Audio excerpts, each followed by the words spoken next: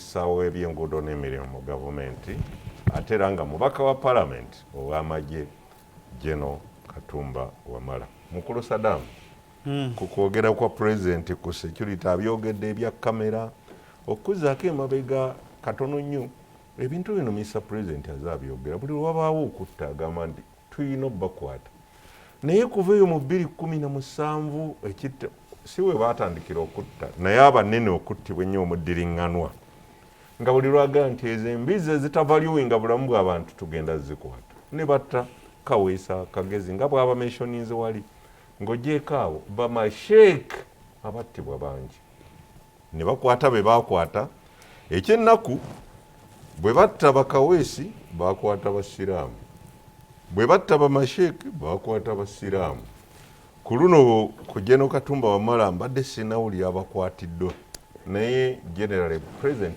ku security kakati ekireeta kiri ekyabasiraamu kuba gwe oli musiraamu oyingizaamu ekkona ly'abasiraamu kubanga Saddam oli musiraamu naye kwegamba njagala kugamba ekintu kimu n'awuliriza agende asome ebyafaayo wakati wa President Museveni n'abasiraamu okuva nga mu 7 nga mu 9 eyo agenda asome ebyafaayo babadde balina bad blood kyenyinza okugamba nti wabaddewo bad blood wakati waabwe gye simanyi gyeyinza kuva nga tonnagenda ku nsonga yawe tovaawo mangu bw'oŋŋamba n'omulabi n'omugamba bad blood nti wabaddewo oba obutategeeragana oba obutakwatagana wakati w'abasiraamu ne Museveni nga bwe baagenda mu nsiko amanya ye yali Kasimu yali gundi Sheikh yani yewanirya Sheikh yali oba Kasimu Sulaiman bwe lityo yafuna eryo mutowe ye Kaleba akandwanaho n'afuuka Salimu Saleh waliwo yasooka okubeera chief of staff eriri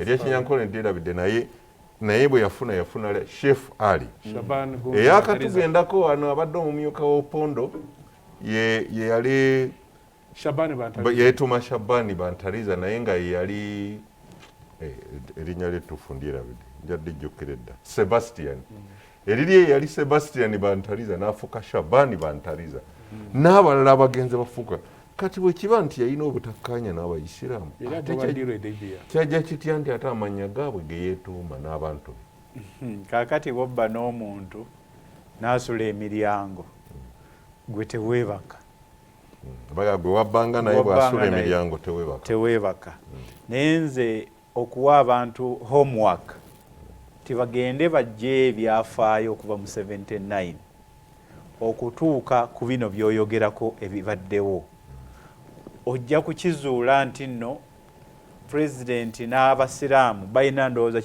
kye bateeka okusolovinga okusobola okuba nti wayitandise mu 72 bwe yalumba nga ne gurupu ye ng'alumbye Mbarara Masaka Mutukula n'aleeta loole 3 wala kati waddeyo na loole Amina mpire Mbarara so kakati okuva eyo oyinza okukijja eyo nekyansalinga bino byoyogerako naye ekibuuzo ekibadde mu ekyo nti bazze bafa nga baga tujja bakwata ekyo nakyo era kyangu kyakuddamu abafudde ku mulembe guno bolowooza nti bafudde nga banene tujja kumanya abaabatta gavumenti ng'evuddeko ng'era abaafa ku Gwobote bwe baali abazibu b'okutegeera eyabatta mu kiseera ekyo ng'abaafa ku Gwamini bwe baali abazibu b'okumanya kakati ne mu kiseera kino kiyinza okukubeerera ekizibu eky'okuddamu olw'ensonga ezimu ze zenaawa mu maaso awo now pulezidenti mu kwogera kwe yayogedde ku kya poliisi n'agamba nti twaleeta kamera naye kaakati tulina we tutandikira omuntu omwangu yabadde ayinza okugamba pulezidenti nti kaakati Bobota abajjeereze bejjeeredde olwaki ati ekitegeeza nti bwewataba kamera omuntu ne bwafa tosobola kunoonya yamusse kikitegeeza ti Bobote boye batazirina Amini tebazirina kakati n'olwekyo abo bali exonerated kubanga tewali kamera kuba kakati ye okunoonya abassi akyatributinze kuki ku kamera aga nti bali musobola okutusonyiwa tewaliwo kamera naye kakati nsonyiwa mukakatono alaba ekifaananyi ekyo ekiri ku terefayina kiraga abo be basajja be bagambye abakubye Gen. Katumba Wamala amasasi pikipiki ezebbiri zolabye ziyitawo kuliko omu ali mu kajoozi ak'ebikuubokuubo oyo yeeyomu kwe yakubye n'omulala oyo ndowooza oziraba pikipiki bwe zeebonga kamera za poliisi eziri ku makubo oba eza security zabakutte beba bakubye Katumba Wamala so kakati alinga aga nti abaafa nga kamera teziriiwo ali exonerated oba government state eri exonerated naye kakati twafunye kamera kati tusobola okubakwata yayogedde ku kyaba abalamuzi okuta abantu batutte muki okuba okweyimirirwa ekyo kirimu emirundi ebiri emu nja kujoogerako nga njogera ku lwaki ettemu lino weeriri kubanza ekyo sinakyogerako naye njagala njogere ku kyokuta abantu even in normal circumstances so saabatemu bokka mu mateeka ag'eggwanga omulamuzi ne bw'aba yasanze omuntu awo wansi ng'akuba omuntu amasasi omulamuzi najja n'ayingira wano mu chambers ze ne bamuleetera omuntu oyo omulamuzi mu mateeka tasobola kugamba nti gwe ngukusalidde gukusinze kuba nange nakulabye ng'okuba omuntu omulamuzi aba teyalabye omulamuzi aba teyalabye obuvunaanyizibwa buli eri aleese omuntu wano mu kooti gw'okulaga nti nno ono yazza omusango era n'oleeta n'obujulizi n'obukuba ku mmeeza kakati awo omulamuzi President okugamba bano bata abantu eyo diversionary nga akikola akigenderedde akimanyi bino byemmanyi ti naye abimanyi nti omulamuzi kyetteeka bwe ligamba nti omulamuzi balina kumutwalira bujulizi wali omulamuzi tayinza kwekuriyetingira bujulizi atandika okusiba omuntu katono nnyo waliwo kenatiddemu Mr. President okugamba nti nja kwogera ne Chief Justice information kwekyo era kamale kano Mr. President yagaye ndi ngenda kwogera ne Chief Justice neraliikiriddemu awo President ayagala atule ne Chief Justice bakoleyo etteeka kati ekiriwo essaawa eno just ku nsonga eyo ekiri muteeka essaawa eno kigamba nti omuntu kweyimirirwa the discretion kyeki obuyinza omulamuzi yasalawo ayinza kusalawo kukkiriza yeyimirirwe oba obutasalawo ng'ayita mu mateeka yes muteeka so some of us we are saying waliwo etteeka lyebakakola juzi ndowooza lyagunde waliwo etteeka limu lyebakakola ennaku zino ndowooza nelya sexual offences bataddeko nti bakusanga ng'okoze omusango guno kino kyekibonerezo nze era ngamba nti we can make a law okuyamba omulamuzi ono obutatendewalirwa nomugamba nti omuntu ateebereza okuba nga yasse munne tajja kweyimirirwa okutuusa omusango guwedde information engifunye amateeka agaliwo gaali gakutte ku batemi ne basibwa era abamu ne bawanikibwa ne kuki ne ku bulabba that is ng'otutta obujulizi n'obukuba ku mmeeza beyond reasonable doubt olya sebo n'obukuba ku mmeeza bano kye bakola kyenja okugamba mu maaso eyo kansooke malize kino kyanzija ku mulamwa discretion gyayogerako ey'abalamuzi erina kubeera within the framework of the law. That's true. So sikuva eri buvi n'ogamba nti nze discretion no neddagayira mubuuze high court erina abalamuzi ameka 85 court of appeal erina abalamuzi 15 osaba magistrate yes numbers zitakola ki nti oyongeza constituencies oyongeza ba advisor ne wano weegato bakola ki omusajja nagamba nti obeera ne files nga nayo baba kuyita mulungi otya tosobola zikola kakati sebonze njagala kudda ku kyabutemu n'abantu kufa abantu abafudde mu bbanga tutudde wano okwogera ku kuttibwa kw'abantu emirundi gye simanyi naye nga tugenda tuwa ensonga lwaki bafa n'ebiyinza okuba nti wewali loophole. Abantu abamu bafiiridde mu human rights abuse oba violation nga ddembe lyabwe lirinyiriddwa gavumenti yennyini. Gavumenti yennyini. Bano abantu we tuberedde wano mu kalulu nga bajja ne bakwata abantu ezoyita drone ne zibatwala ne zibateeka mu state facilities mu makomera ga gavumenti ne babajjayo ne babakanyuga bukanyuzi nga balala bafu nga balala balema nga balala okutta kuli state inspired. Ati nkugambye nti babatwala ne babateeka mu government facilities babatadde mu komera Kitalia babatadde mu makomera ne bavaayo ne baga nti 11 babakanyuze ku Jalia City nti abalala babakanyuze mu malwaliro. Kakati abo tobatwalira mu kutta kuno kwe twogerako. Ne wabaawo abalala abattibwa nga mu crossfire masasi gakubwa bano bambadde ebyambalo ebirala by'abasirikale ebirala si by'abasirikale wakati mu kavuyo ne bakubibwa. Abo president yagamba nti yaleeta abasirikale okubajja Somalia bajje batta abatujju bakomandozi okubajja Somalia bajje batta abatujju.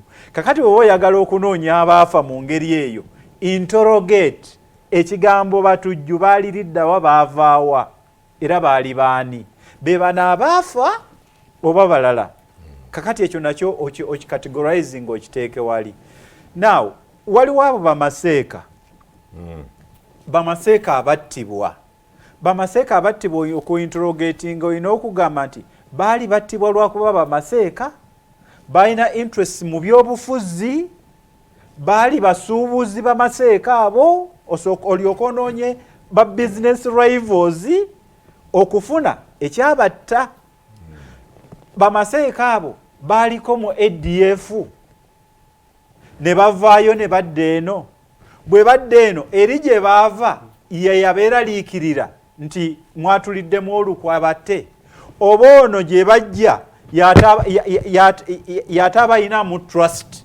Actually ku kya ADF omugenzi Kaweesa yali akyaliwo we battira abantu alina we yavaayo n'agamba nti actually ye yakyogerako naye ne IGP yennyini. Actually IGP yasinga kinsis okyoemphasizing nga Kaihura n'agamba nti tetunaba concludinga n'agamba naye ettemu lino eririwo tetulina kubuusabuusa kwonna eno enzita aba ADF be batta abantu bano. Kaakati nno nze ekyo nkyogeddeko nti nabo oyinza okubeebuuzaako nti bwe baavaayo bali babalaba nga abaliddemu olukwe naye ntaddeko ekirala nti eno gye bajja nga gwe jozze obadde nnwanyisa gye wajja nkwesiga nti ddala wajja oba ndi naawe nga mmanyi nti okyakolagana ne bali kwegamba ekyo nakyo olina okukiinterrogatinga. Kakati ne wabaawo abafudde nga babadde mu gavumenti mwennyini ng'era enfa yaabwe ezze nga tetegerekeka. Emu ebadde ya mmundu endala nga baga nti ono bamuwadde obutwa. Kakati oteekwa okwebuuza munda mmwe muli mu gavumenti mulimu olutalo bwe lubaamu lwa byanfuna olutalo bwe lubaamu lwa byabufuzi nti waliwo abalowooza nti nno ono bw'ayimirira wano mu kkubo lino nze mba sikyayiseewo ng'ate nange njagala kuyitaawo ngene ntuuke wali. Naye ebyo bisobola okubaamu mu succession gundi ezo battles ebyo bye bisingamu beekuba amasasi ate si wano wokka world over kasete ba structured nga temanyiddwa ng'ekitegeeza mbu anaasinga amaanyi atwala amagezi sibiki. Kakati ogenda okulaba ng'onajjawo gwalowooza nti ono yayinza okubeera stumbling block ng'onajjawo oli ono bwambuuza mbwe tali structured yeri. Kakati ekyo nakyo olina okukyebuuza munda mu gavumenti mwennyini.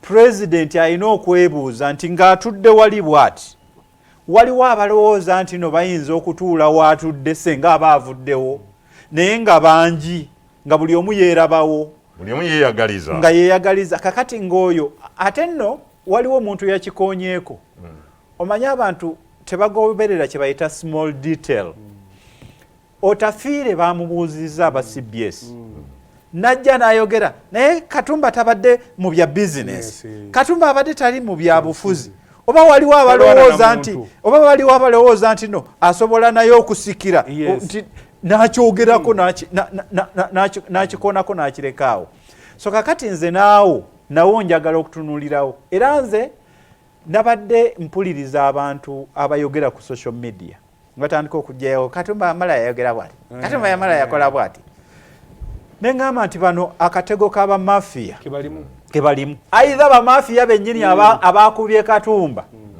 nga be batandise okusuulayo obwo obuntu oba okukozesa abo abaabusuddeyo kubanga nga kye bagenderera ekikulu kiri eki to divert the debate yabadde etandise yabadde endala ey'okuba Katumba kakati abo ne basuulayo ebyo Katumba yayogera bwati nga kuboogera tekuliiko agamba nti Katumba yatta omuntu ng'obula ng'agambye yakuba gundi ekikonde wano mu Uganda tewaliwo genero yali akoze kintu oba out of emotions n'agenda ewali gwe yakikoze n'afukamira n'amwetondera ategayira kankaka information nafuna omukisa Zaake yali bafumbiza mwanyina ninge nampita ng'omugenyi we bwe ntuukayo ne batuwa emmeeza ku mmeeza kwaliko entebe yange yali amperekedde Jeno Katumba Wamala ne Zaake olwajja ne mubuuza nanga nti ono alinga taata wange bwe yakinga ngamba ekitegeeza taata wo yali akuteeka mu muteezi ki era bamaze emyaka ki era nze yo debate siddamu kugyogerako eyo kati kega nti abaabisuddeyo aidha bakozesezza bano ababiteekayo nga bamafiya okudivatinga kuba abamafiya bwe baba bakola emirimu egyo bwe baba nga bali mu gavumenti babeera ne decoys kakati bazikozesa mu step esooka nti bagenda kukuba ebiseera ebimu bayinza n'okumanya we banakubira ne bamanya n'okumanya nti bw'onooba tofudde be bagenda okulistyowinga bwe baba nga biri set inspired nga bwe bakujjawo era nze obweraliikirivu nkyabulina ku Jeno Katumba mwe mulowooza yawonye masasi basobola okulistyowinga ne bakutwala mu ddwaliro eryabwe edda kye baakolanga abataali sophisticated nga nayo bakulumbayo ne bakuttirayo naye kati abali sophisticated bakutwala ne bakwejjanjabira naye ng'eddagala lye bakujjanjabizza ojja kumala omwaka gumu ofenga ebiwundu byawona kati feeza ey'okusatu badivatinga debate bagidivatinga nga bakozesa amawulire gennyini gano ga traditional newspapers oba traditional media debate ne bagikyusa ne bavaawo kati ne bakozesa social media ne badivatinga debate ne babajja ku mulamwa bava naawo basobola n'okuba nti bategeka kooti bino ebyemisango no byabadde ayogerako bagenda mu kkomera nga baakutta omuntu basobola n'okuttirayo yennyini jo yadefininze Katero naga kumaba bali bagezi nti batandikira minister ya finance ne babana omanyi network mpaka mu kooti ngamba omukulu abimanyi batuuka mu kkomera abatta mukyala Agri Kiyinjo omujjukira abatta Agri mukyala we Robina Kayaga omanyi gye bali be bakwata tojjukira nti teyafiirayo mu kkomera obwo obujulizi ne bukola ki ne bufa kati ebi byonna bwe bibeera nga group eziri organized ng'ate olusi mu state oli agambye nti somu kuba confidence oli gy'akozesa okujja okukuba kiggundu n'omulambo n'agusambamu bw'ati alabe oba gwafudde eyo kitegeeza nti either abali mu security bonna abalina muki mu ngalo era amanyi nti wano wendi tewaliwo kigenda kuntuukako kampuli ya RCC kyagaa kuba ne mukutta Kaweesi abaliwo baga nti abatemu baasooka ne beetola ne baggula n'enzigi bamale okukakasa nti Kaweesi afudde enaabiriga ekisooka ekyagundi abattaka mukyala Kiyinji actually ayamuta yennyini eyafiira mukomera ayapulinga trigger yafiira mu anti era bamafia basobola n'okutta gwe batumye nti gavumenti ze zange zindowoozako wadde mwe tumunzikirizaamu. Olunaku lw'oyo omwana ayatta mukakingi bamutira mukomera, buli muntu yenna yali involved mukomera, management y'ekomera yenna nandibadde musiba n'ebisumuluzo nintabikomyawo. Naawe okikkiriza nti battirayo mutte? People died. Waliwo okufa no bamwabutwa bamuwa emmere kooti era tiyedda. Kati nesiwulirangako nti abaleeta emmere nti bakwatibwa. Anti atakwata abo bwe kugambye aba n'amaanyi ng'ali eri nga bw'okwata ku oyo. Mwami Saddam kyengezako okulaga kiri kimu nti bwe tubanga twagala kutaasa eggwanga lino, lwana nga bw'osobola oyejjemu, you stand out otunulire Uganda ng'okyalina amateeka gammwe agaweereza omulamuzi obuyinza discretion eyo. Nze nkugamba ebinjogerako sibirowoozako bulowooza. We have countries, the Eastern Asian Tigers, bweziti buzaali ne basalawo nti nedda bwe tukuwa obulamuzi tujja kuteekako kati olwaleero tolina buyinza. Omulamuzi bw'atandise kwoza omusango tolina buyinza bumugamba nti ogumale mu weeks 2 oba mu mwaka, tobuyina. Bagamba nti omulamuzi bw'atandika omusango y'anaamanya. Kyovula ngamba nti nedda we should make straight jacket laws. Kabeera omulamuzi, kabeera omupoli, omuyambe nti bw'aba ayingidde mu kino amateeka gamugamba kole bw'ati. Mbega bwe bawadde transport obujuliza agenda kukuŋŋaanya atya? Myezi 5. Okay, bw'eteeka bw'etyo bwegamba Mr. Government provided the following. Okulaba nti neteeka tuliteeka mu nkola. That's how we can help this country.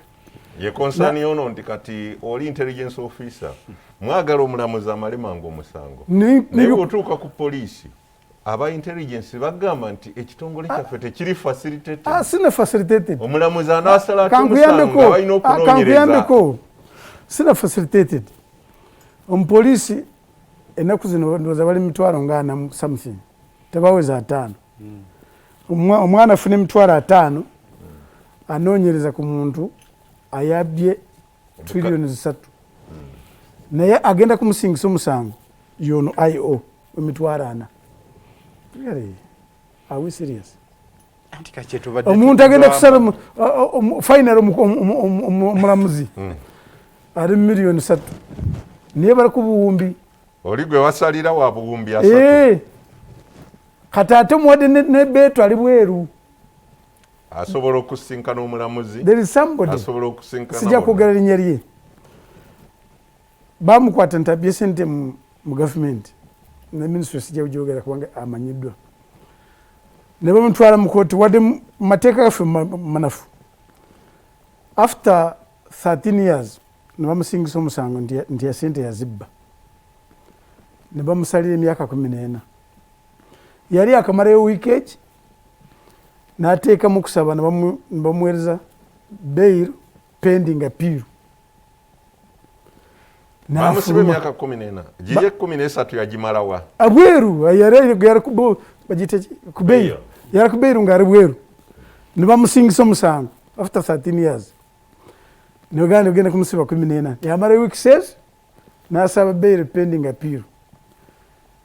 Kati n'addamu n'afuluma. N'afuluma n'agenda Makerere n'asoma law. Is one of the senior lawyers we have in town. Ayina n'ekitongole ky'ebwana kyewa. You know? Sente ze zimu. Diversionary. And I'm trying to show you. I'm trying to show you. I'm trying to show you. I'm trying to show you. I'm trying to show you. N'otuleta bya bail n'obutaba bail. Ntabantu bakozesa etteeka lyerimu. Ne batagetinga abo. Abantu bakozesa etteeka lyerimu. Ne batagetinga abo. Kyovula bulwaleero wadde president yagambye nti baba wa bail wadde tiyaba n'eminzi. You may find nti maybe bwe baali bakutte walimu ali involved mu kutta abantu abo, but he's outside. Ate bumbeere ku bail tenganda kukola ebyange ebinkola ki So I'm trying to say tuteekako omupiira mupya abantu bino babikola dda bwe tuba nga twagala kuwona tukole ki nze ekirowoozo kyange kindeeta tunuulira ne mu bitongole bya security mulina kuba bwe tulaba abataba masheeke bayoola bangi omugenzi mukulu wange Muzaata yali akyaliwo nga yemwogeze kibuli eyo bwe bagira babawozeseza emisango gyonna kooti n'ebejjereza naddala mu kutta Kaweesi ne bamasheeke kooti n'egamba tebali bulungi era omugenzi Muzaata yaliko agambye nti poliisi etubuulire baani ababadde bamalawo bamasheeke waffe bwe kiba nti kooti yazudde nti bayisiramu bannaffe tebabangako mu butemu obwo kati ani yanoonyereza ba investigative officers be muyina alyoka alyola abasiraamu kooti egenda obbanoonyereza nga tebalina musango ate be bantu abo toyagala beeyimirire oyerabidde wali kinkugambye nti bwe tuba nga twagala kutaasa eggwanga tetutunuulire nga bwelifaanana ninkugamba investigating office ono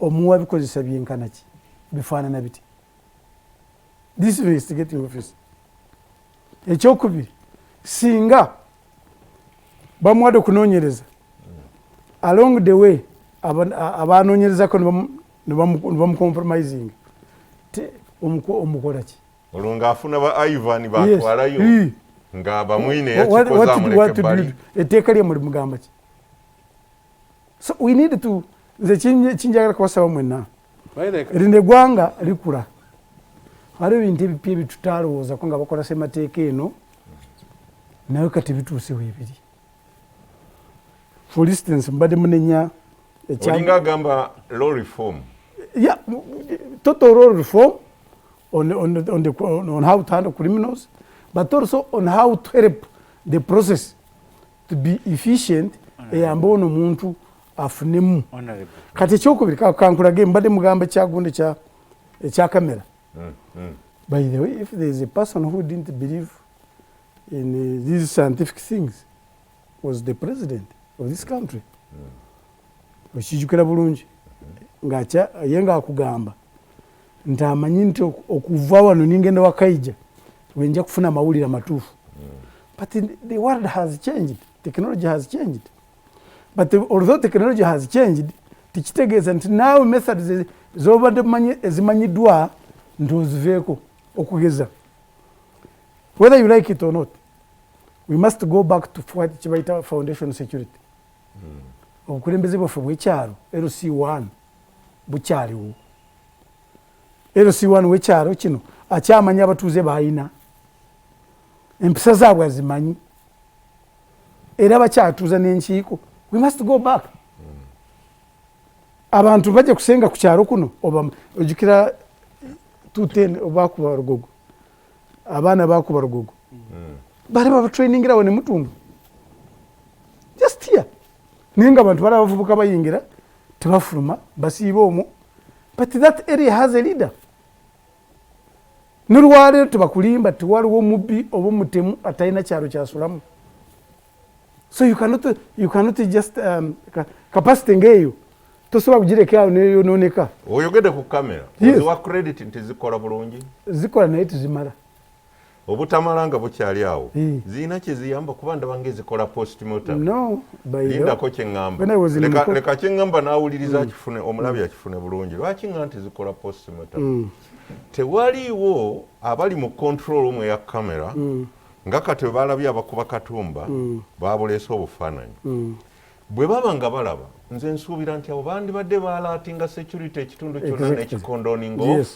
aba pikipiki abo ne babulwa gye baddukira naye bamaze okukuba Katumba awetidde ku lugwanyu mwana we bamusse obufaananyi ne bujja luvannyuma nti baabano abamusse twabalabye how does it kiyamba kitya eggwanga okutulaga nti abamusse be bano nga bw'obalaba bwe batulagaawo singa babadde nga kamera zikola mu kiseera ekyo bandibadde bagamba security era abo singa bali mu mikono gya kati mwami Kaddu nkugambire nti eggwanga lino waliwo byali tebimanyiddwa kati biwebiri we are building systems kamera zireese how do you command them buzifuna information mugikozesa muti and at what time naye lwakingambye nti zikola I was in Mukono bato no muwala wa wano Natete Yes. kamera zezatuyamba nagirinya kamera zekireka zizabakwata nezamukono nzibakwata nzibaraga nziraga nabananga bafanana omukulu bamwine ekyuddamu yeyo postmortem so no but zitulopera bwe bayise nga bagenda omutugambye kyezekireka bwe zaalaba ne bategeeza ne basalako no what I'm trying to say noza president kyabadayigala neggulo nti waliwo ebitutabadde nabyo kati nga butubanga tuziina then we can use them better. How do you command them? Zikuyamba zitya mu kiseera ekyo kyennyini okulaba nti zitaayiza naye ngamba nti ekyo nakyo tikimala wadde kamera weeziri yes zikozese bulungi efficiently but also the traditional methods are still very important.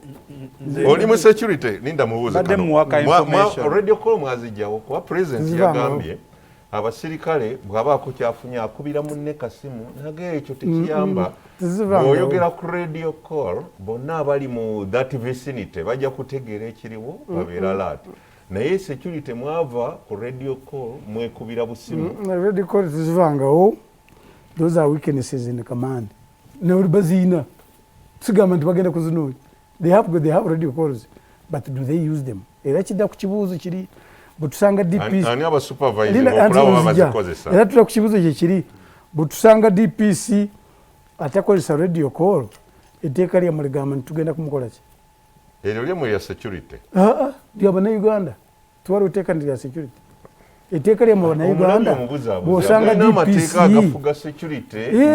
ng'abannayuganda I agree mwe muyina okugassa mu nkola so si omusajja gwosanze butega mityano oba sekanyonyo oba busingi oba kireku anti nze wengambira ntaano muteeka muli IGP muwa obuyinza bw'asanga DPC is negligent like that. A moment. I'm dismissing a moment. IGP talina buyinza obwo tabuyina amutwala mu disciplinary committee. Mukulu Kaija nkomyewo kewo tugenzeko ku bubbi obulala obuliwo president byayogeddeko